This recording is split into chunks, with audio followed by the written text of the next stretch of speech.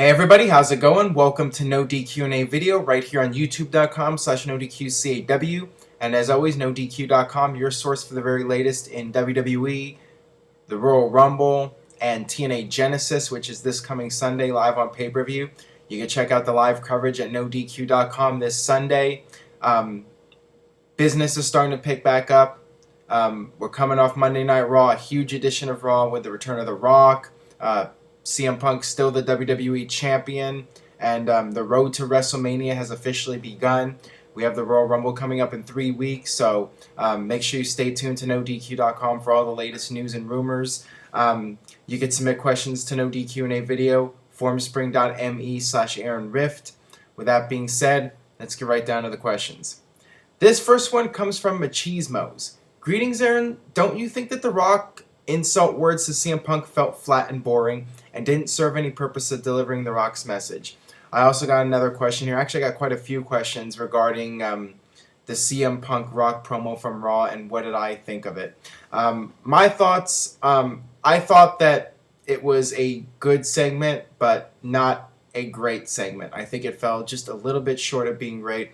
I thought CM Punk was tremendous, although I don't think his, quote, pipe bomb was quite as effective as the original one. I still think he did a tremendous job, and, you know, he was making all the insider references. He brought up Tyson Kidd at one point.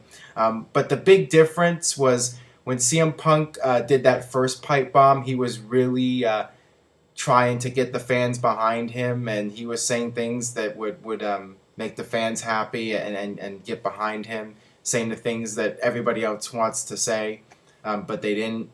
In this case, it was a little bit different. CM Punk was being more of a heel this time.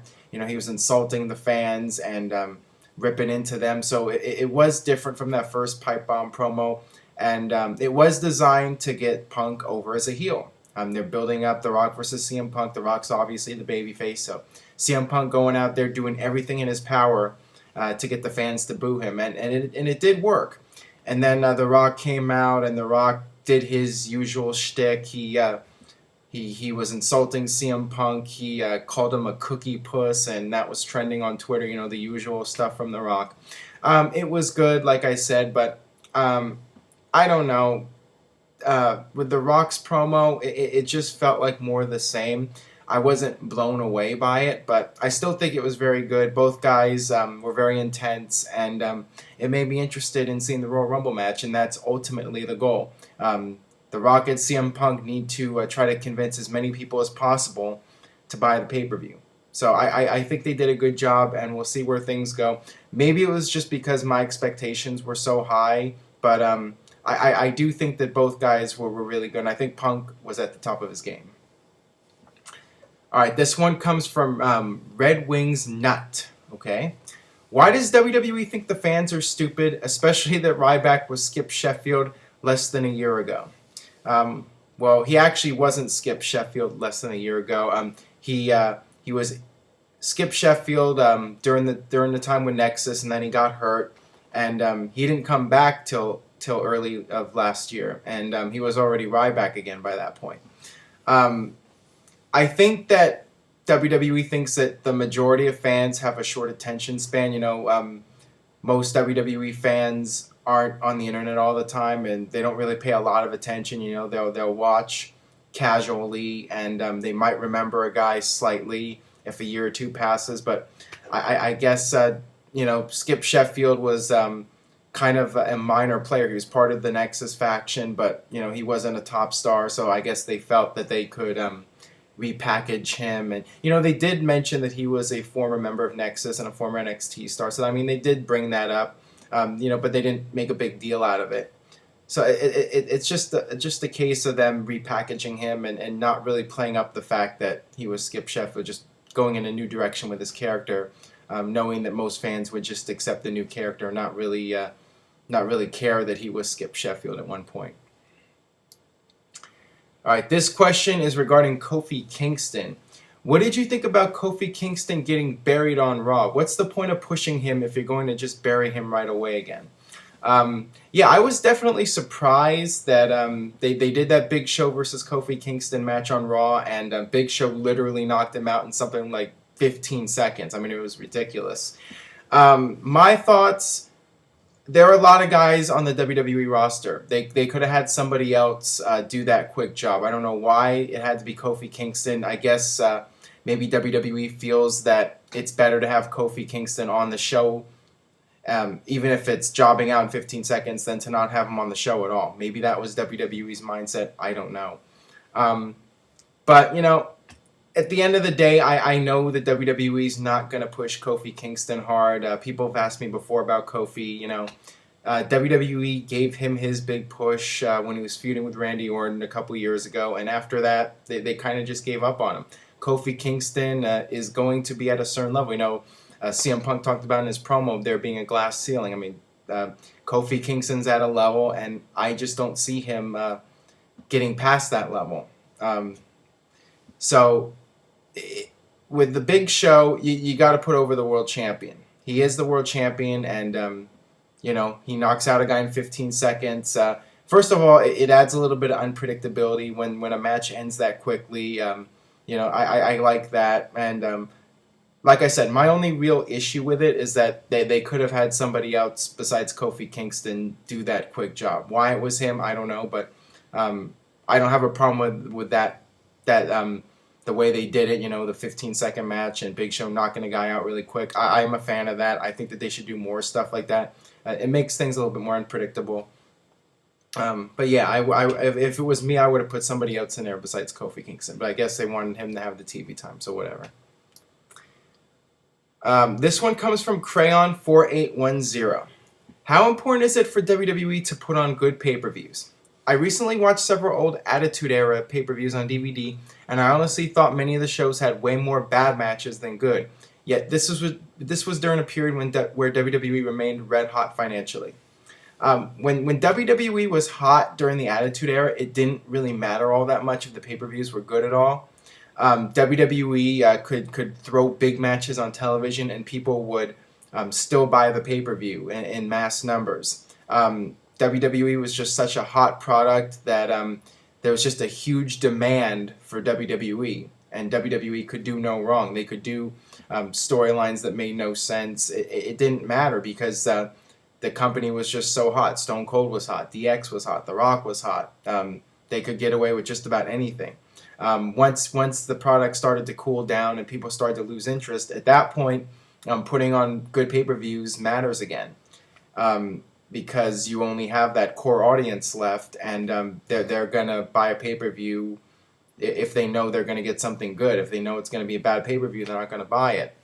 So that's the big difference. In today's WWE, it is more important for them to put on good pay-per-views and have good faith with the fans. The fans buy a pay-per-view and they get a good show. If you burn them, it could definitely affect your business in a negative way. So yeah, it is important, and it is important to to have good storylines and keep the people that you have left interested. You cannot afford to make a lot of mistakes when the product's not all that hot. Hey Aaron, what do you think has been the greatest match of Triple H's career? Will he have one more truly great match before he retires? I think Triple H's top matches include, the street fight with Cactus Jack at the Royal Rumble. You could pick any number of Triple H's matches with The Rock. Triple H's 3 Stages of Hell match with Steve Austin. Triple H's matches with The Undertaker at WrestleMania. But I think my all-time favorite Triple H match would be the one with Shawn Michaels at SummerSlam 2002. I thought that was one of the best matches in WWE history, and Triple H was at the top of his game as a heel in that match. I just thought it was great. Will he have one more great match? That remains to be seen. We'll see what happens if Triple H, in fact, has a match at WrestleMania 29, and it's rumored to be him and Brock Lesnar one more time. I don't think that that'll be a defining match of Triple H's career, but who knows? We'll just have to wait and see. This one comes from Cool Kid 182. What was the best year that SmackDown ever had, and why? I would say, and I think a lot of people would agree with me, the best year for SmackDown was the first year once the brand extension got going, mid 2002 through 2003. I think that was a period where WWE was really serious about making the brand extension work and giving it credibility. So WWE was pushing SmackDown hard, and it was an A show just like Raw.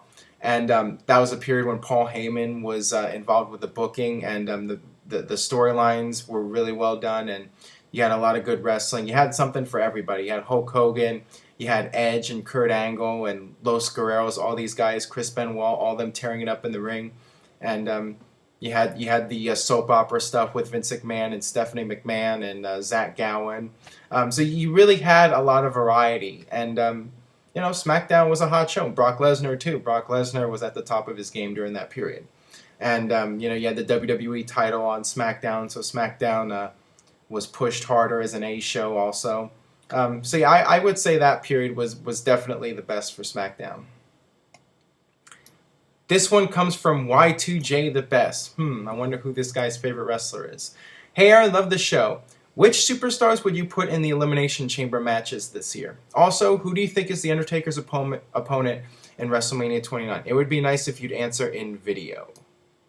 As far as the Elimination Chamber goes, if it was me, I would just have one Elimination Chamber match, and you have the Royal Rumble. The winner of the Royal Rumble challenges one of the champions, and then the champion who doesn't have a match, their opponent is determined by the Elimination Chamber. That's how I would do it, but that's not how WWE does it. They do the two matches, and they usually put the champion in the matches.